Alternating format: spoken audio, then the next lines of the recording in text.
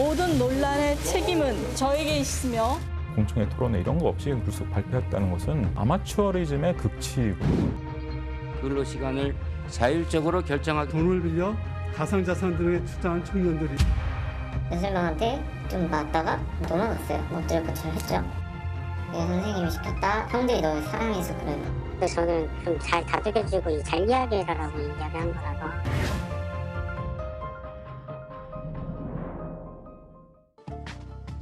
지난달 28일 다음 날로 예정돼 있던 교육부의 대통령 업무 보고가 돌연 취소됐습니다. 여가부, 통일부에 이어 세 번째 연기. 국정 운영이 미숙하다는 야당의 비판에 결국 업무 보고를 다시 예정대로 하게 됩니다. 그런데 느닷없이 오는 2025년부터 초등학교 입학 나이를 1살 낮추겠다는 발표가 나옵니다. 모든 아이가 1년 일찍 초등학교로 진입하는 학제 개편을 본격적으로 추진하고자 합니다. 이유도 추상적이고 모호했습니다.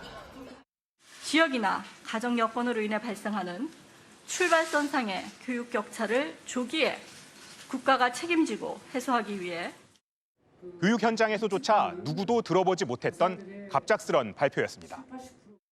이런 얘기가 흘러나오는데 어떻게 했으면 좋겠냐라고 얘기를 하길래 소설일 거다, 그럴 일이 없을 거다라고 제가 단언해서 얘기했어요. 근데 몇 시간 뒤에 이게 이렇게 발표가 되는 거 보고 너무 황당했죠. 처음엔 우려였지만 시간이 지날수록 반대의 목소리가 거세졌습니다.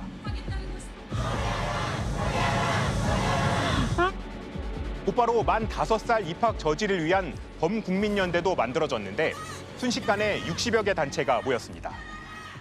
유일한 영유아 시기를 인지교육과 또 유아 사교육에 노출되도록 방치하는 것이 이것이 윤석열 정부와 박순애 장관이 말하는 출발 단계부터 책임지는 그 공교육입니까? 특히 공론화나 여론 수렴 과정 한 번 없이 나온 그 느닷없음이 분노를 더 키웠습니다. 이 안에서 준비한 것도 없다고 저희는 들었어요. 근데 준비한 것 없이 이렇게 몇 달도 안 돼서 이런 정책을 핀다는 것 자체가 넌센스 아니에요? 코미디 아닙니까? 교육부 안에서도 난리가 났습니다. 교육부 공무원 노동조합 게시판에는 아무리 영혼 없는 공무원이라지만 시키면 시키는 대로 하느냐며 기획조정실장 등 실국장들이 사퇴해야 한다는 글도 올라왔습니다. 분위기를 물어보니 한 교육부 공무원은 무면허 주치자가 운전하는 과속 차량에 탑승한 기분이라고 말했습니다. 결국 만 5살 입학 정책은 발표 열흘 만에 장관 사퇴로까지 번졌습니다. 오늘 부총리 겸 교육부 장관직을 사퇴하고자 합니다. 학제 개편 등 모든 논란의 책임은 저에게 있으며 제 불찰입니다. 만 5살 입학 정책이 그 짧은 기간에 이렇게 거센 반발과 장관 사퇴까지 부른 가장 큰 이유는 무엇이었을까요? 졸속, 불통 추진 때문이라는 분석이 많습니다. 만 5살 입학은 윤석열 정부 대선 공약, 인수위원회 백서, 국정과제, 그 어디에도 없었던 말 그대로 뜬금없는 정책이었습니다. 이번 정부 출범 이후 설익은 채 내놨다가 여론이 악화되면 철회되는 정책들, 이뿐만이 아니었죠. 오늘 스트레이트는 왜 이런 일이 반복되고 있는지 집중 취재했습니다. 앞서 보신 교육부가 만 5살 입학을 발표한 자리는 대통령 업무 보고 직전의 사전 브리핑이었습니다. 기자들도 그게 되겠냐고 물었습니다. 일단 사회적 파장이 좀 만만치 않을 것 같습니다. 이런 다양한 여파가 있을 것 같은데 그런 것까지는 어디까지 고려를 했는지. 사전 브리핑에서부터 거센 후폭풍이 예고된 상황. 그런데도 대통령실은 업무 보고가 끝난 직후 윤석열 대통령이 신속 강구를 지시했다고 발표합니다. 이후 절차는 거꾸로 흐르기 시작합니다. 반발이 커지자 대통령실은 나흘 만에 공론화 추진을 지시했고 부랴부랴 간담회가 열렸습니다. 하지만 잘못 끼워진 첫 단추는 쉽게 풀리지 않았습니다. 장관이 손을 잡자 뿌리치는 학부모도 있었습니다. 지금 산적해 있는 문제 하나 해결하지 못하시면서 장관님이 제가 위로받으려고 하는 게 아니에요. 네. 이런 분위기에 나온 장관의 자화자찬식 발언은 분노에 기름을 부은 꼴이 됐습니다. 제가 교육부가 업무 보고에 이런 화두를 던지지 않았다라면 언제 우리가 지난 한 5, 60년 동안 이렇게 학부모님들의 목소리, 가슴 아픈 사연들을 직접 얘기하면서 같이 논의할 수가 있었겠습니까? 그러면서도 정작 기자들의 질문을 피하는 모습은 불통의 상징적 장면이 되기도 했습니다. 부총리님 질문 안 받으세요? 하시고 왜 답변을 안 하시나요? 질문 받으셔야 되는 거 아닙니까? 소통 안 하시는 거예요, 그러면? 기자들도 만나서 여론 실험 하셔야 되는 거 아닙니까? 가다가 신발이 벗겨지기도 했는데요. 엘리베이터에 타서야 처음 꺼낸 말은 나중에 얘기하자였습니다. 조금만 쉬시고 오시면 제가 말씀드리겠습니다. 언제 말씀드리겠습니까? 저희에게 제보가 들어온 교육부 내부 게시판의 글들입니다. 교육을 위해 일하는 건가 좀 회의감이 든다. 응원도 받을 수 있는 일을 하며 좀 힘내보고 싶다. 관련 부처에 힘내라는 말도 차마 못하겠다. 졸속 추진의 배경을 의심하는 글도 있었습니다. 이렇게 성급하게 발표할 수 있을 만한 사이즈가 아닌 걸 뻔히 아는데 설마 부서가 먼저 얘기했을 리가 있냐는 거죠. 확인해보니 업무 보고 전에 교육부 장관과 실국장들의 사전 검토 회의가 열리긴 했는데요. 참석했던 한 관계자는 이번엔 좀 이상했다고 했습니다. 특이했던 것이 보통 우리 중앙부처의 업무 보고나 이런 것은 거의 확정되거나 이걸 하겠다는 최종 아웃풋 가지고 얘기하는데 국민들은 어떻게 받아들일까? 굉장히 특이한 프로세스를 던진 건데. 의견 수렴 과정조차 없었던 정책을 대통령 업무 보고에 들고 들어가는 게 과거엔 없었던 일이라는 얘기입니다. 아무리 짧게 봐도 10여 년이 걸리는 엄청난 과업이 되는 것이죠. 그런 것을 충분한 검토나 공청회 토론회 이런 거 없이 불쑥 발표했다는 것은 이거는 아마추어리즘의 극치이고요. 그리고 사실 교육부의 얼굴에도 먹칠하는 거죠. 여당인 국민의힘은 장관 개인의 자질 부족 문제로 몰고 갔습니다. 교육 전문가들도 의견 수렴 안 하고 완전히 행정 조치로 하는 것처럼 밀어가 버리니까 이게 지금 문제가 커졌지 않습니까? 그러니까 저거는 교육부 장관이 미숙해서 그런 겁니다. 반면 민주당에서는 국면 전환용 카드로 봤습니다. 박순애 장관이 논문 투고 금지, 만취 음주운전, 자녀 불법 입시 컨설팅 의혹 등 자신의 문제를 덮기 위해 만 5살 입학을 꺼내들었다는 겁니다. 국민의 시선을 돌리기 위한 국면 전환용 던지기는 아닌지 심히 의심스럽습니다. 그렇지 않으면 이렇게 폭탄 던지듯 졸속으로 정책을 발표해 학생과 학부모, 교육계를 혼란에 빠뜨릴 이유가 전혀 없습니다. 박순애 장관은 갑자기 꺼낸 정책은 아니라고 했습니다. 갑자기 떨어진 것은 아니고 실질적으로 인수위에서 우리 대통령께서도 이 사회적 약자를 보듬는 어떤 교육 체계에 대해서 말씀을 하셨고, 그다음에 당시 안철수 위원장 계셨고 국민의당에 계실 때 그때 냈던 교육 체제 개편에도 유사한 안들이 있었습니다. 정말 이 정책 어디서 어떻게 나오게 된 걸까요? 스트레이트는 그 정황을 짐작해야 하는 대통령직 인수위 시절 녹취를 입수했습니다. 인수위원들은 학제 개편이나 만 5살 입학은 안철수 당시 인수위원장이 얘기하는 걸 딱 한 번 들었다고 했는데요. 그것도 식사를 겸한 간담회 자리에서였다고 합니다. 그때 안 위원장 이야기 들어보시죠. 저는 학제 개편해야 된다는 파였어요, 원래. 그때는 지금 학제가 1951년 교육법 그대로잖아요. 그때 초등학생 입학 연령하고 지금 같은 게 말이 안 되는 건데, 그래서 제가 제시하겠던 게 43살에 유치원 공교육 시작하고 45세 때 초등학교 5년짜리 초등학교, 그 다음에 5년짜리 중등학교, 그래서 저 사회 진출이 2년 빠르게. 인구가 줄어드니 빨리 사회에 진출시켜야 한다는 취지의 말도 덧붙였습니다. 그때 되면 사실 저출생 고령화 때문에 사회 2년 빨리 나가는 게 오히려 더 사회에 도움이 될 것 같더라고요. 실제 안철수 의원 본인이 지난 2017년 대선을 앞두고 학제 개편을 주장했죠. 만 5살이 된 아이는 초등학교에 들어가 5년을 보냅니다. 박 장관도 브리핑에서 이런 말을 합니다. 애초에 나왔던 안은 그 2년을 먼저 당겨서 한꺼번에 바꾸는 거였습니다. 근데 2년을 앞당겨서 한꺼번에 바꾸는 거, 3세부터 들어가는 것은 굉장한 충격이고 안철수 의원이 했던 말과 아주 비슷하죠. 박순애 장관은 윤석열 대통령 인수위원회 참여 당시 안철수계로 분류돼 행정안전부나 환경부 장관 후보로 거론됐었습니다. 그럼 후보 단일화 이후 안철수 의원의 공약을 인수위에서 검토해 교육부로 간 박순애 장관이 정책으로 발표했던 걸까요? 당시 인수위원들에게 확인해 봤더니 그것도 아니었습니다. 한 인수위원은 공식적인 논의가 없었다. 인수위 때 업무 보고에서도 한 적이 없다고 했습니다. 또 후보가 단일화를 했으니 인수위에서 어떤 공약을 넣고 뺄지 논의를 했어야 하는데 그런 과정이 없었다고 했습니다. 특히 인수위 출범 당시부터 교육 전문가가 한 명도 없어서 홀대 무시 얘기가 나왔는데 결국 이것도 인사 문제라고 덧붙였습니다. 교육부의 갈팡질팡 행보, 만 5살 입학만이 아니었습니다. 지난달 29일 또 하나의 정책 발표가 있었는데요. 외국어 고등학교 폐지 방침입니다.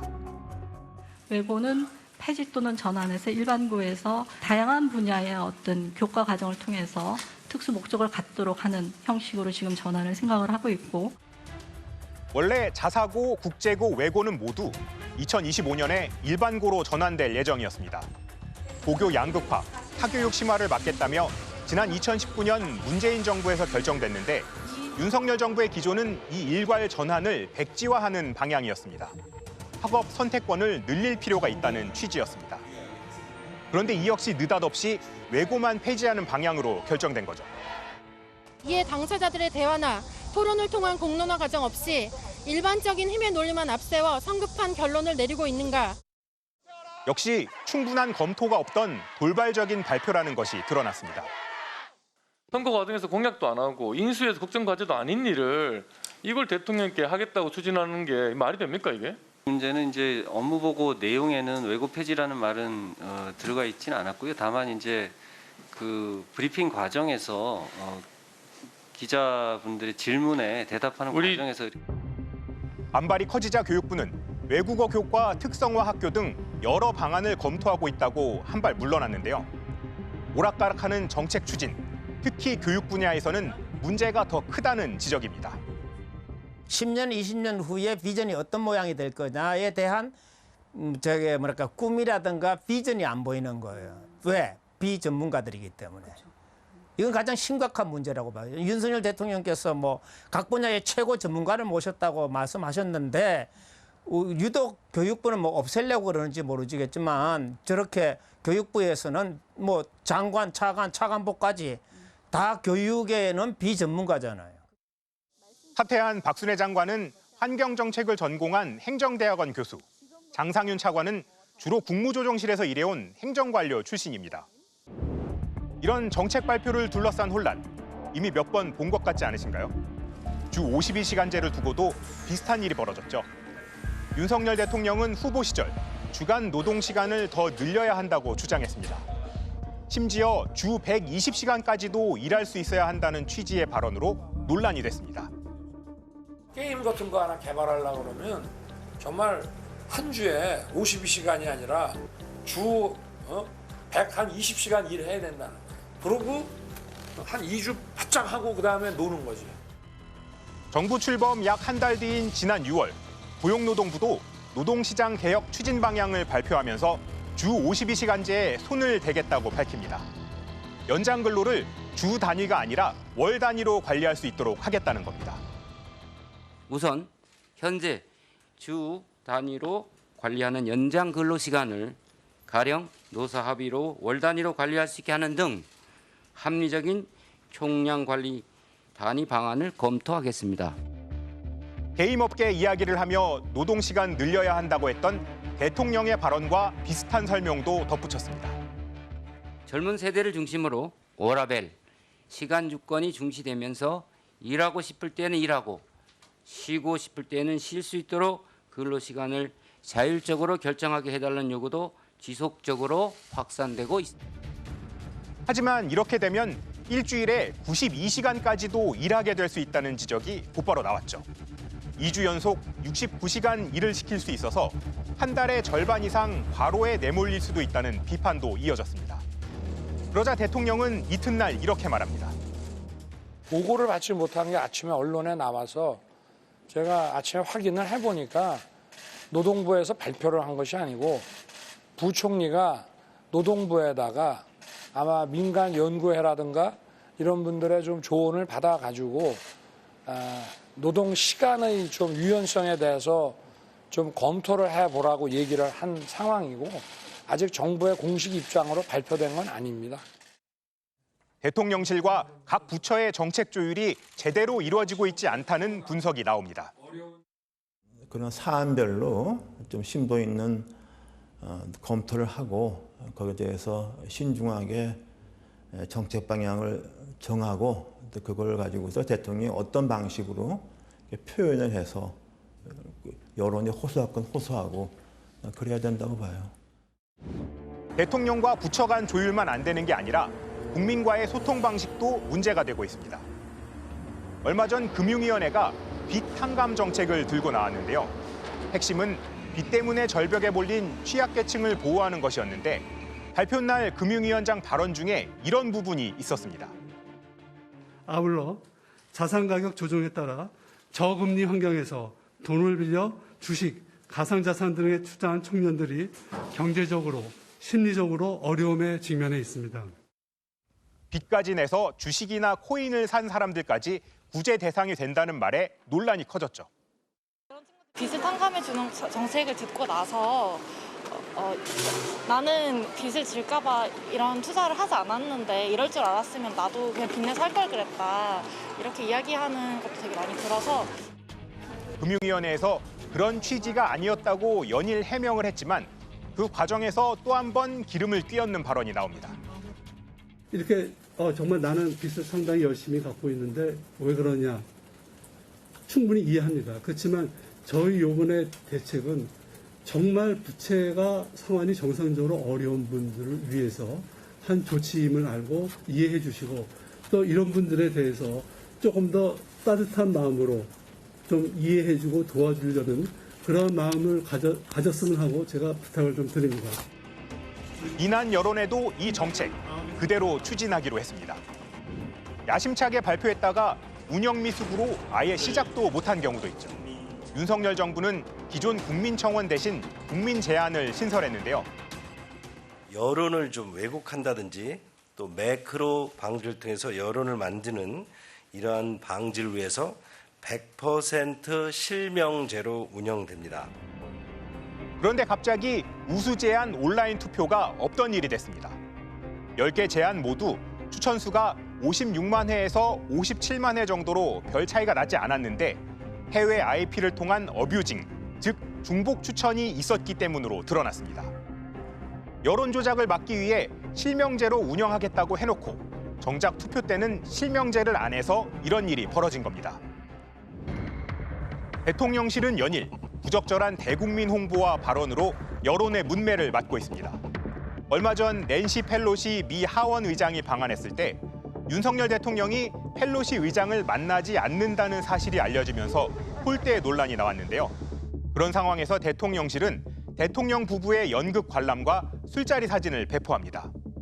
이번 폭우 상황에서도 그랬습니다. 반지하 집을 탈출 못한 가족 3명이 숨지고 맨홀에 사람들이 휩쓸려 실종되는 대규모 수해가 발생했죠. 퇴근하면서 보니까 벌써 다른 아파트들이 아래쪽에 있는 아파트들은 벌써 침수가 시작이 되더라고요. 어떻게 대통령이 아파트가 침수가 되는 걸 직접 보고도 그대로 퇴근하냐는 비판이 쏟아졌는데요. 그러자 강승규 시민사회 수석은 그렇다고 퇴근을 안 하냐고 반문했습니다. 비에 대한 예고가 있다 그래서 비가 온다 그래서 대통령이 퇴근을 안 합니까?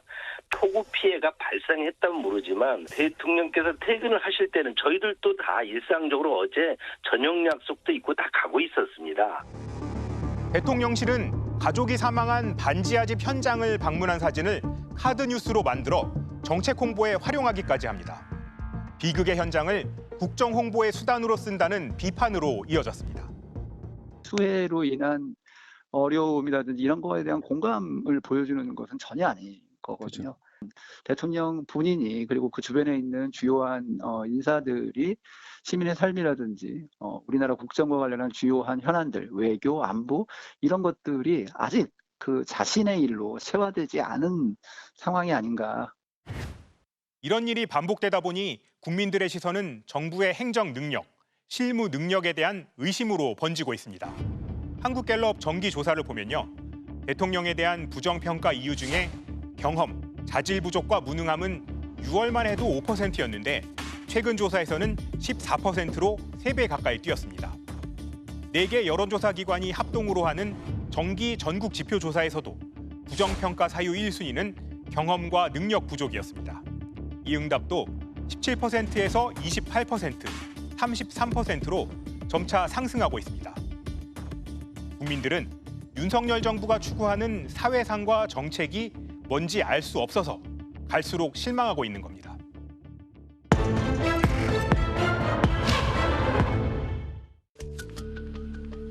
기숙사 점호가 끝나고 밤 10시가 넘은 시각, 기숙사 스피커가 울립니다. 김현우에게 할 말 있는 사람 나와. 한 학생이 당직 사감실에서 허락도 없이 방송한 겁니다.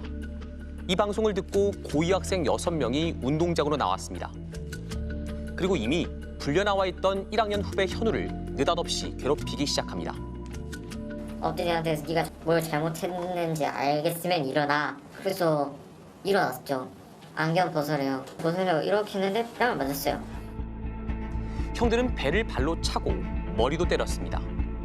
더 이상 안 되겠다 싶어서 도망치다가 넘어져 붙잡히자 폭행은 더욱 극심해졌습니다. 내가 왜 이러고 있어야 되냐. 그런데 아직도 정신을 못 차렸네 라는 말이 들리고 형이 턱을 찼어요. 엎드려 있는 상태에서 턱을 차갖고 머리를 땅에 박혔죠. 현우는 코뼈와 턱뼈가 부러지는 중상을 입었습니다. 얼핏 보면 단순한 학생들 사이의 폭력 사건처럼 보이기도 합니다. 하지만 피해자 측은 이 폭행을 다름 아닌 교사가 시킨 거라고 의심하고 있습니다. 선배들이 그랬대요. 선생님이 혼내주라 그랬다고, 손봐주라고 했다고, 혼내주라고 했대요. 설마 선생님이 시켰을까 싶지만 사건을 들여다보면 의심스러운 대목도 많습니다. 기독교 정신으로 운영된다는 이 학교에선 도대체 무슨 일이 있었던 걸까요? 충남 금산군에 있는 기독교 대안학교. 깊은 산속 작은 성 같은 곳에서 중고등학생 190여 명이 기숙사 생활을 합니다. 늦은 밤 후배를 집단 폭행하자며 공개 방송까지 했지만 당직 사감은 이 방송도 폭행도 말리지 않았습니다. 당직 사감은 교사도 아니고 그냥 졸업생이었습니다. 그날 당직 교사는 기숙사가 아닌 다른 곳에 있었고 폭행 사건이 터졌다는 전화를 받고서야 현장에 도착했습니다. 식수대에서 저는 피 좀 물로 닦고 그러다가 쌤이 왔어요. 당직 쌤 차가 왔고 저를 데려갔죠. 턱뼈가 부러진 현우는 당장 수술이 필요한 상황이었습니다. 하지만 당직 교사와 학교 목사는 응급실 두 곳에 들렀다가 수술할 의사가 없다고 하자 현우를 그냥 기숙사로 데리고 왔습니다. 그러면서 현우 부모에게는 반창고나 붙이면 될 것처럼 말했습니다. 저희들이 지금 내려가 봐야 되는 상황인가요, 목사님? 네, 어떻게 수술을 해야 되는 상황인 건지. 턱 쪽에 사진을 일단 찍어봐야 될 것 같고요. 그리고 코 쪽에 조금 상처가 났는데 이제 데일밴드는 붙여져서 피가 나거나 외형적으로 뭐 문제가 있거나 큰 수술을 하거나 해야 될 상황은 일단 아닌 것 같고요. 학교가 먼저 알린 것도 아니었습니다. 현우 어머니는 119 구급대원 전화를 받기 전까지 아들이 다친 걸 전혀 몰랐습니다.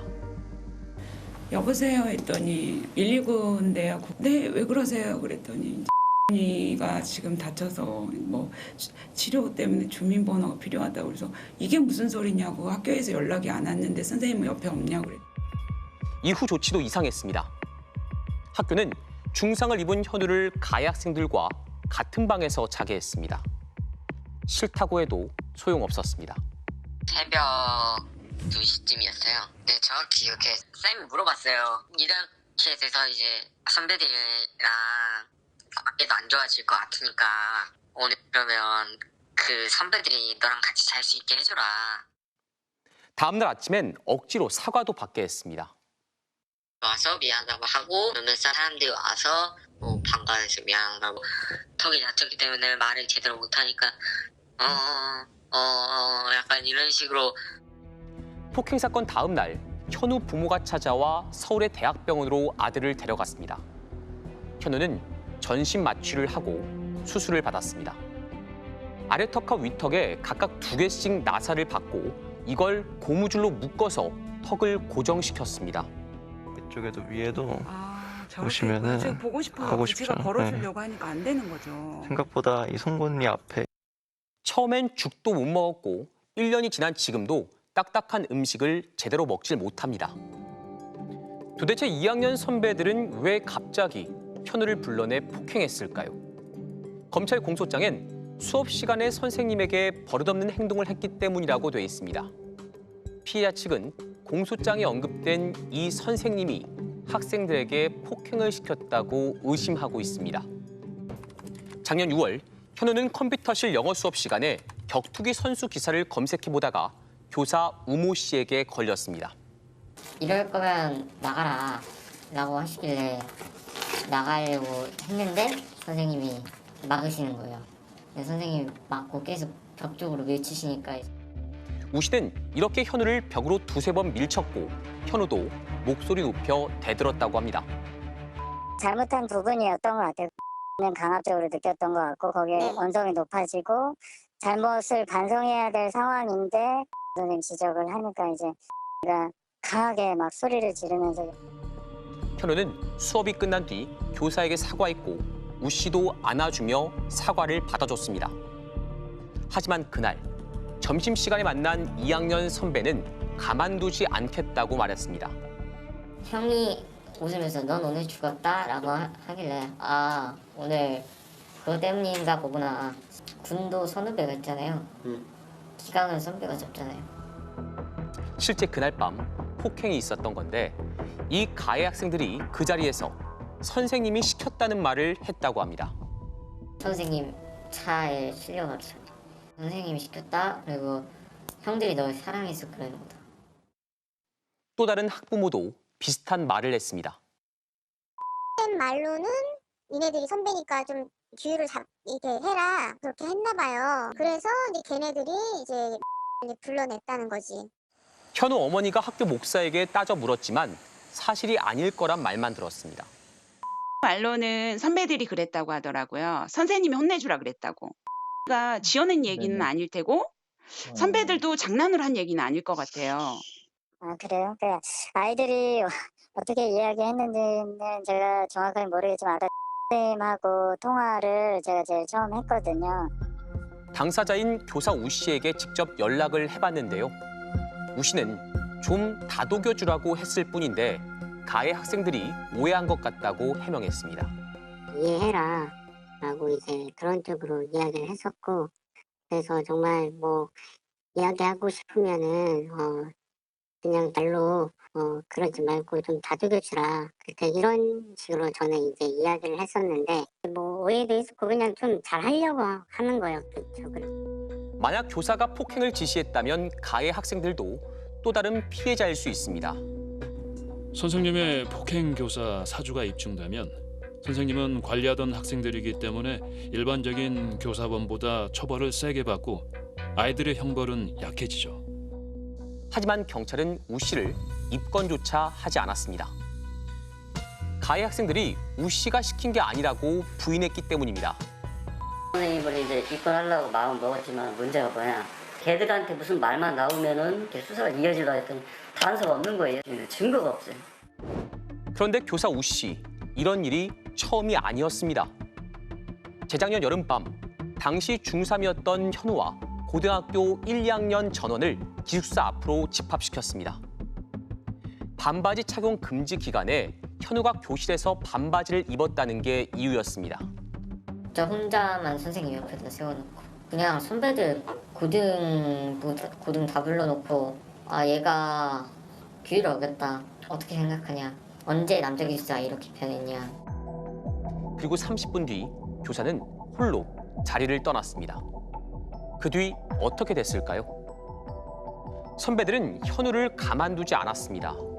특히 기숙사 방장 선배는 선배들 방마다 현우를 데려가 때리며 사과를 시켰습니다. 빗자루 있잖아요. 그걸로 엎드려고 한 다음에 그랬죠. 한 방씩 돌아가면서 그러니까 전체한테 사과해라. 이런 느낌이죠. 이 방에 들어가서 죄송합니다라고 시키고 나서 다음 방. 엎드려 뻗치고 시켜서 때리고. 네, 또 다음 방. 당시 교사 우 씨, 대체 왜 선배들까지 집합시켰을까요? 처음엔 기억나지 않는다고 했다가 또 마음이 아프다더니 나중엔 보도도 하지 말아달라고 했습니다. 제가 사랑하는 제자고 애들도 다 사랑하는 제자인데 제가 지금 뭐 이렇게 얘기하기는 좀 그렇고요. 지금은 좀 머리도 아프고 마음이 좀 많이 아프네요. 가장 아픈 건 아닐까요? 네, 저도 마음이 많이 아파요. 보도는 좀 안 하셨으면 좋겠고요. 현우 어머니는 교사 우 씨가 현우를 벽에 밀친 폭행만이라도 조사해달라고 경찰에 요구했는데요. 교실에 CCTV가 있어서 쉽게 확인할 거라 믿었습니다. 하지만 학교는 CCTV가 낙뢰에 맞아 고장났다며 경찰에 영상을 주지 않았습니다. 말은 하던 게 무슨 날벼락이냐, 낙뢰라는 게 무슨 말도 안 되는 소리냐, 그 CCTV 좀 보자고 그랬더니 아니 사실이라는 게 자꾸 아마 기자님도 그거 납득이 안 가실 거예요. 그래서 그 사람들이 제출한 게 뭐냐면 주고받은 카톡 내용 그리고 그 명세서도 제출됐어요. 수사관 폭행 사건 그리고 학교의 부실 대응. 이에 대한 학교의 입장을 듣기 위해 우편으로 질문지까지 보냈지만 3주 동안 아무 답이 없었습니다. 학교를 찾아가 봤습니다. 혹시 교감 선생님 오늘 그러면 학교에 계십니까? 계실 거예요. 교감 선생님께 지금 연락 드려서 한번 여쭤볼게요. 하지만 잠시 후 말이 바뀝니다. 교감 선생님 지금 외부 일정 때문에 안 계셔서. 한 고위 직원은 저한테 다가오더니 학교 자랑을 늘어놓기도 했는데요. 설립 취지가 기독인들을 양성하는 네, 그런 학교입니다. 여건이 어려운 있는 한 명을 찾아서 이렇게 돌보고 하는 학교지. 그런 학교기 때문에 더더군다나 그런 사건이 발생했을 때 조금 더 잘 처리를 해야 되지 않나 생각하고 있거든요. 말씀 죄송해요. 잠시만요. 지금 부장님 말씀 안 하시는 게 나을 것 같아요. 무대응으로. 학교는 끝내 어떤 답도 하지 않았습니다. 교사 우 씨는 학생들의 폭행 사건에서 참고인 조사만 받았습니다. 직접 폭행에 가담했던 학생 7명만 재판을 받게 된 겁니다. 검찰은 징역형을 구형했지만 재판부는 판결하지 않고 가정법원 소년부로 사건을 넘겼습니다. 형사처벌 대신 소년원을 가거나 보호관찰을 받게 한 겁니다. 현우가 다닌 학교는 기독교 재단이 세운 대안학교입니다. 현우 부모가 다니는 교회 목사 부인이 아이들이 행복하게 다닐 수 있다며 소개해줬습니다. 그런데 가해 학생 중 한 명이 바로 이 목사네 아들이었습니다. 저희 교회에서 알게 된 학교잖아요. 그래서 믿었죠. 그 믿음이 지금 생각해 보니까 맹신이란 걸 알게 됐는데요. 다른 가해 학생 부모는 현우 탓을 하며 막말까지 했습니다. 이게 그런 교사들이 그런 얘기를 요즘 같은 세상에 큰일 날라고 그 피해자요. 조현증 있습니다. 조현증 환자들 보면 대다수가 망상에 가져 있거든요. 없는 사실을 있는 식으로 얘기해요. 이럴 일이 그렇게 없어요? 그렇게 없습니까? 하지만 현우는 조현병을 앓지도 않았고 이번 사건이 발생하기 전까지는 정신과 치료를 받은 적도 없습니다. 아니요, 전혀요. 그렇게 얘기하세요? 2번 죽이는구나. 정말 2번 죽이는구나. 폭력적인 살인 이런 것들이 더 잔인하고 더 고통스럽거든요. 교회에서는 안 그런 척 하면서 뒤에서 차라리 저희 앞에 와서 얘기하셨으면 좋겠어요. 이런 대안학교들은 교육청의 관리 감독도 받지 않다 보니 학폭위를 열거나 교육청에 알릴 의무도 없는데요. 그래서 사건 처리 과정이 더 폐쇄적일 수밖에 없습니다. 지금 미인가 대안교육시설 혹은 등록된 대안교육기관 같은 경우는 철저하게 수요자, 즉 학비나 등록금으로 운영이 되고 있기 때문에 그 평판이라는 게 상당히 중요한 요소 같습니다. 학교의 불미스러운 일이 외부에 공개되는 걸 본능적으로 숨기게 되는 욕구가 있는데요. 그렇다면 대안학교는 학교 폭력의 사각지대가 될 수밖에 없는 걸까요? 지난해 3월 서당이라는 간판 아래 엽기적이고 반인권적인 괴롭힘이 벌어져온 경남 하동의 한 기숙형 학교. 서당 학생들끼리 폭행은 다반사였고 입에 담기 힘든 성적인 괴롭힘에 체액을 먹이는 엽기 행동까지 있었습니다. 정액이랑 오줌까지 먹으라 하더라고요. 물을 달라 했더니 뱅진물에 떠서 먹이고. 서당 원장의 폭행과 갑질 폭로도 나왔습니다. 발바닥을 때려요 그냥. 저희는 뭐 돈을 줘가면서 노예짓을 했죠. 그냥 일만 하다가 왔어요 그냥. 피해 학생이 청와대 국민청원 게시판에 실상을 폭로하면서 이 사건은 겨우 세상에 드러났습니다. 경찰과 교육청이 서당 전수조사에 나서 40건 넘는 추가 피해가 드러났고 서당 훈장 2명은 구속됐는데요. 지금은 어떨지 다시 찾아가 봤습니다. 계십니까? 예, 안녕하세요. 서당은 여전히 운영되고 있었습니다. 남은 친구 그대로 그냥 일단은 데리고 있는 상황이에요. 트럭 위주로 해서. 하지만 서당마다 학생 수는 크게 줄었습니다. 작년 4월 서당 12곳에 100명이 넘던 학생이 지금은 39명으로 줄었습니다. 모집은 하나도 안 하고 이제 있는 애들 하나씩 자리 찾으면 가는 거죠. 그냥 애들 안 다치게 그다음에 건강하게 밥 잘 먹이고 그렇게 하고 있습니다. 작년 사건 이후 가장 달라진 건 다름 아닌 교육청이었습니다. 서당이 미인가 대안교육시설이라 관리도 감독도 할 수 없다더니 이젠 없던 예산까지 만들어 지원하고 있습니다. 폭력 예방 교육은 기본이고요. 1년 365일 밤 시간 서당을 순찰하는 야간 지킴이 5명을 고용했습니다. 심지어 서당 주변에 편의점이 없다며 학생들에게 간식도 지원하고 있습니다. 아이들이 나와봐야 먹을 것도 없고 우리가 직접 방문해서 이제 간식하고 빵하고 이런 건 좀 전달하고 예산도 좀 잡아가지고 아이들이 다투는 원인이 대부분 돼 있거든요. 제도권 밖이라 어쩔 수 없다며 방치되고 은폐돼 온 대안학교의 폭력 사건들. 하지만 관심과 의지만 있다면 이렇게 교육당국이 나설 수 있습니다. 그럼 현원의 학교에 대해 관할 교육청은 어떻게 대응했을까요? 충남교육청은 폭력 사건 자체를 몰랐고 혹시 알았더라도 할 수 있는 일은 없다고 했습니다. 대한교육기관은 보고 의무가 없어요. 그러니까 이제 좀 심하게 얘기하자면 법으로 해결해야죠. 국가에서 뭐 교육과정이라든지 생활교육이라든지 학교폭력이라든지 이걸 터치하는 건 근거 범위가 하나도 없어요. 학교는 어떤 책임도 지지 않았고 가해 학생들도 이전처럼 학교를 잘 다니고 있습니다. 현우만 학교를 그만뒀고 앞으로 10년 동안 정신과 치료가 필요하다는 진단을 받았습니다. 학교 폭력, 물론 예방하고 관리하는 법과 제도도 중요하겠지만 그보다 훨씬 더 중요한 건 어른들의 관심과 의지가 아닐까 싶습니다.